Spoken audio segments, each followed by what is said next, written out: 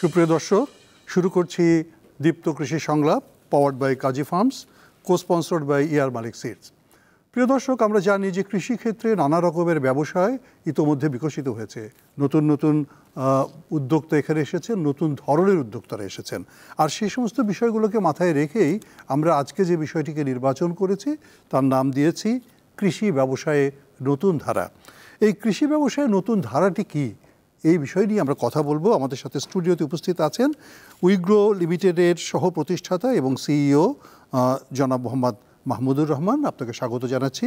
আর প্রিয় দর্শক, আপনারা নিশ্চয়ই এই নতুন ধারাটি নিয়ে আপনাদের আগ্রহ দেখাবেন এবং আপনারাও নিশ্চয়ই খুব মনোযোগের সাথে শুনবেন, যাতে আমরা ভবিষ্যতে সকলে মিলেই নতুন ধারায় এগিয়ে যেতে পারি। প্রতিনিয়তই আমাদের দেশে বৃদ্ধি পাচ্ছে জনগোষ্ঠী। স্বাভাবিকভাবেই বাড়ছে খাদ্য চাহিদাও। খাদ্য চাহিদার পাশাপাশি উৎপাদনের হার বৃদ্ধি পাচ্ছে না। চড়া সুদ ও নানা বিপর্যয়ের পরে ব্যাপক ক্ষয়ক্ষতির সম্মুখীন হয়ে সর্বস্ব হারিয়েছে অনেকেই, যার ফলে প্রজন্ম থেকে প্রজন্ম হারিয়ে যাচ্ছে কৃষিকাজের আগ্রহ, যার ফলাফল একসময় ভয়াবহ হতে পারে।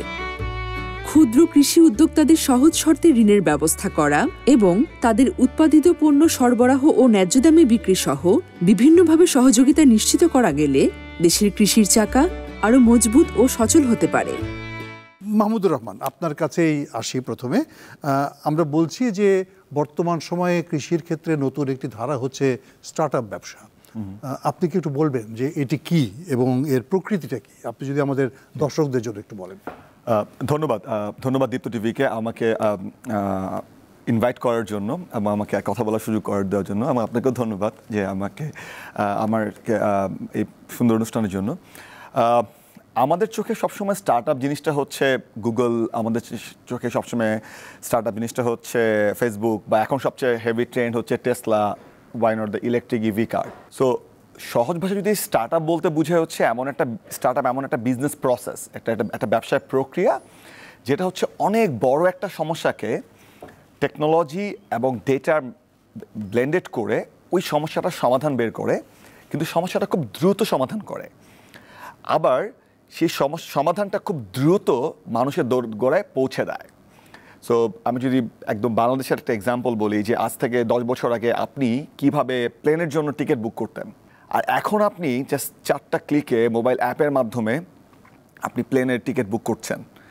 সো এত বড় একটা সমস্যার সমাধান একটা অ্যাপের মাধ্যমে হচ্ছে, আবার খুব দ্রুত মানুষেরা ব্যবহার করছে। সো যেটা হচ্ছে খুবই সময়কে সেভ করছে।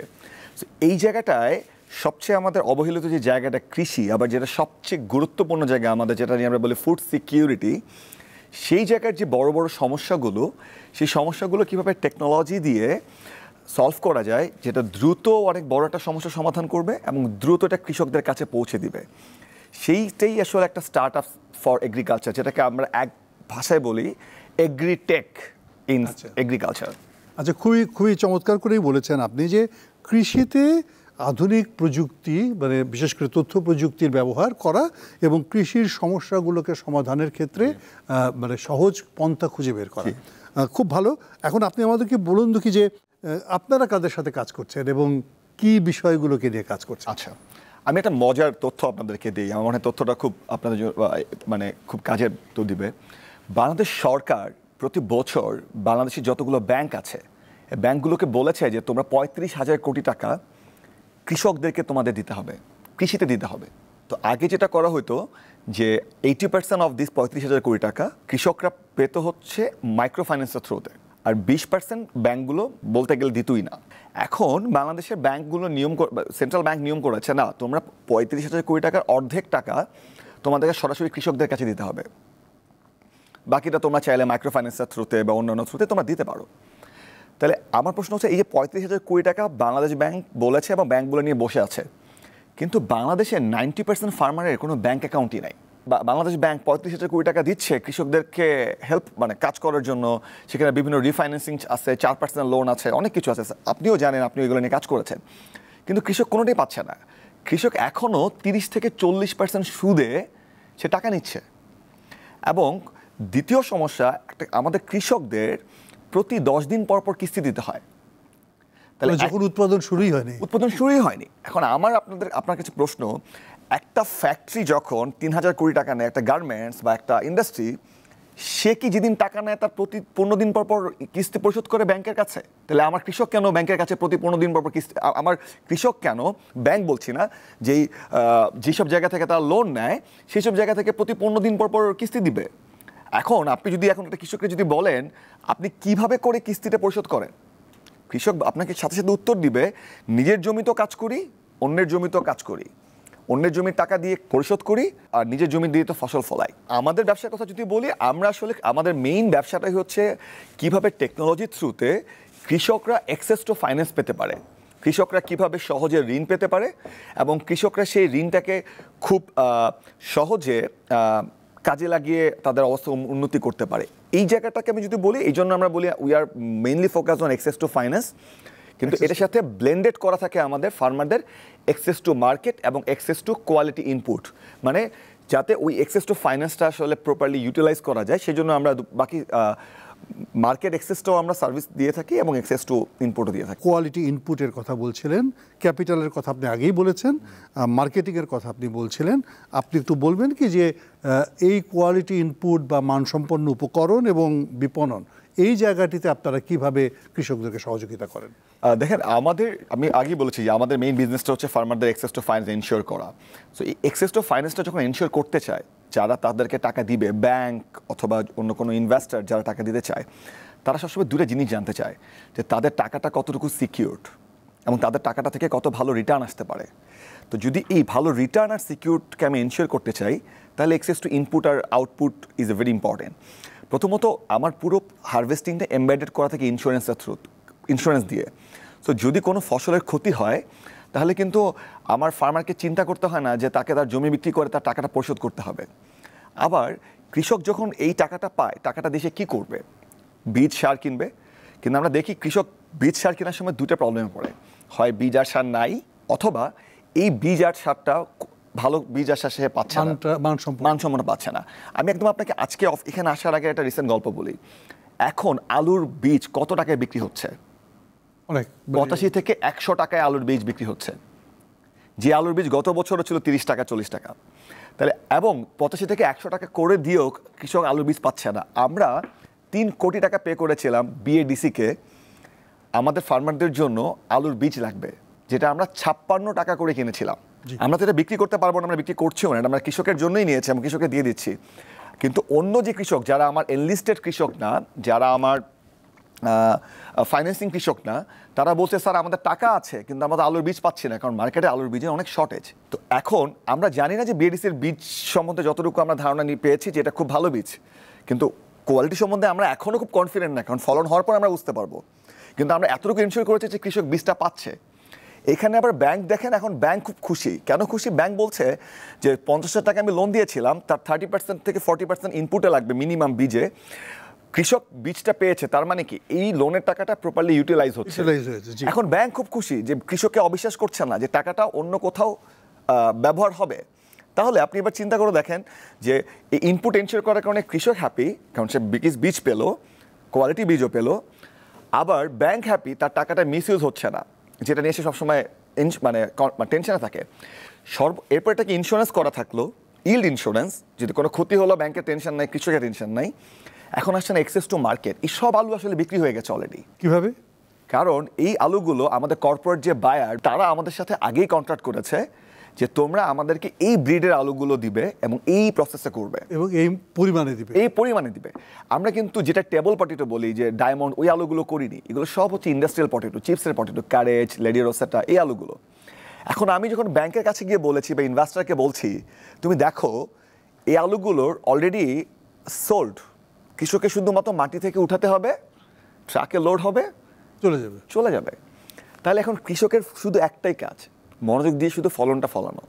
সো আমরা সবসময় ওই জায়গাটা এন্ড টু এন্ড কানেকশনটা করা ট্রাই করি, যাতে এগ্রিকালচারকে খুব লুক্রেটিভ মনে হয় ইনভেস্টমেন্টের জন্য। যেমন ধরুন বাংলাদেশে মানুষ ইনভেস্ট করতে চায় কোথায়? Stock market, real estate.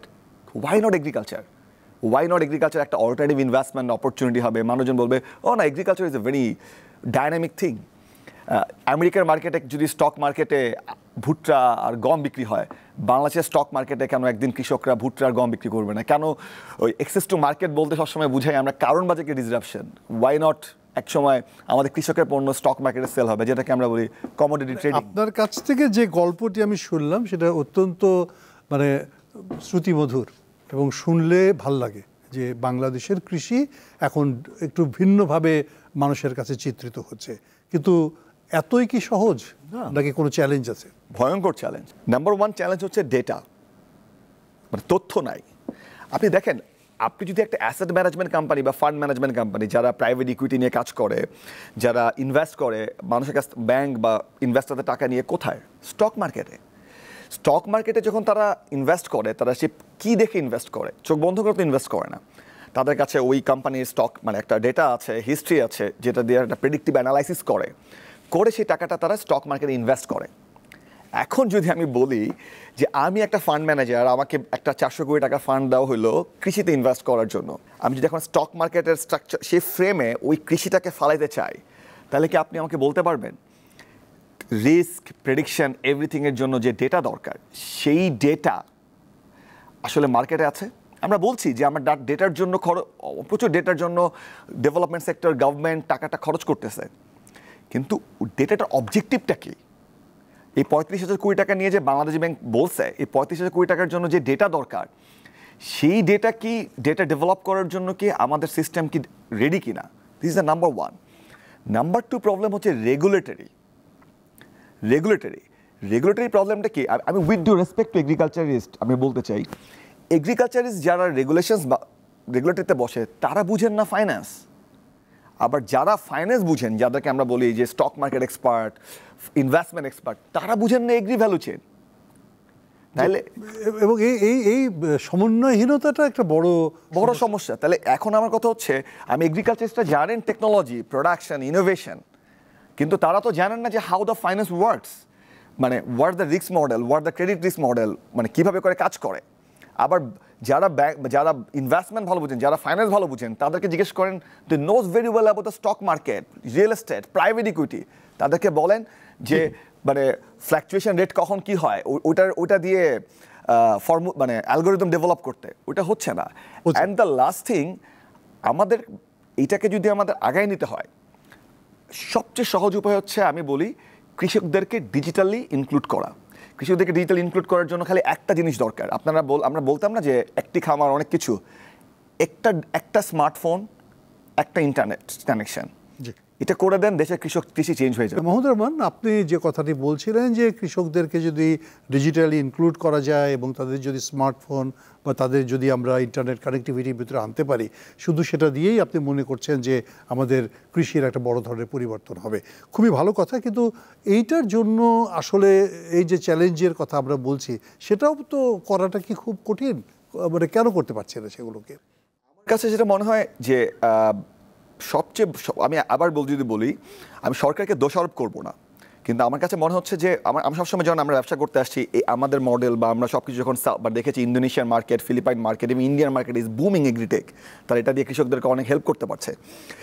সেই জায়গাটা থেকে আমার কাছে যেটা মনে হয়েছে যে বাংলাদেশের সবচেয়ে বড় সমস্যা হচ্ছে বাংলাদেশে যারা পলিসি মেকার, যারা কাজ করছেন, তারা জানেনই না যে এগ্রিটেক বা এগ্রি ফিনটেক জিনিসটা কি।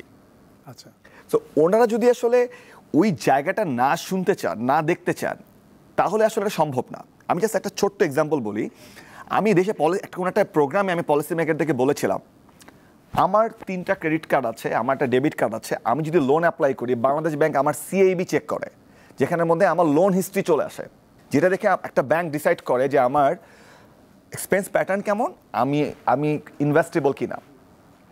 একটা কৃষকের সিএবি যদি চেক করতে হয়, দেখা যায় সে কৃষকের সিএবি বাংলাদেশ ব্যাংকের কাছে গেলে সিএবি মানে ব্ল্যাঙ্ক না, যেহেতু তার কোনো লেনদেনের চিত্র। কিন্তু আপনি যদি কৃষকের সাথে কথা বলেন, আমি তো 10 বছর ধরে লোন নিয়েছি, ব্র্যাক থেকে নিয়েছি, গ্রামীণ থেকে নিয়েছি, আশা থেকে নিয়েছি, তাহলে তারই তথ্যগুলো কোথায়? তাহলে তারই তথ্যগুলো কেন সিএবিতে নাই? তারই তথ্যগুলো কেন অ্যাক্সেসিবল না, যেটা দিয়ে ব্যাংকগুলো বলতে পারবে হ্যাঁ আমি তো কৃষককে জানি, ও তো খুব ভালো পেয়ার, ওকে টাকা দিই। দ্বিতীয়ত, একটা কৃষকের একটা লোন ডিসবার্স করতে 80 দিন লেগে যাচ্ছে, 70 দিন লেগে যাচ্ছে ব্যাংকের। ও তো মৌসুম পার। মৌসুম পার। এখন সেন্ট্রাল ব্যাংকের যদি পলিসি আপনি আজকে বলেন, আজকে আমার আপনার জন্য যে পলিসি, কৃষকের জন্যই পলিসি। কৃষকের যদি আপনি বলেন আচ্ছা আপনি তো ব্যাংকের লোন পেয়েছেন, আপনার অভিজ্ঞতা কি? স্যার এতগুলো সিগনেচার দিতে হয়, 70টা সিগনেচার দিয়েছি। আসলে সিগনেচার হচ্ছে 27টা। কৃষককে আমরা এখন যে কৃষক লিখতে পারে না তার জন্য 27টা সিগনেচার দিতে 2 ঘন্টা সময় লাগবে। তাহলে আমার কথা হচ্ছে এই যে প্রোডাক্টটা, এই যে প্রসেসটা, যেটাকে আরো ইজি করা দরকার, এটা ইজি করার জন্য আমার কাছে মনে হচ্ছে যে যারা আমাদের পলিসি বানান তারা কতটুকু এগ্রি ফিনটেক অর দ্য প্রসেসে, আমি বলবো না তাদেরকে কোনো রিসার্চ করতে। আমি সবসময় একটা কথা বলি, জাস্ট আমার পাশের দেশ অথবা সাউথ ইস্ট এশিয়াতে কি হচ্ছে, just copy paste button click করেন।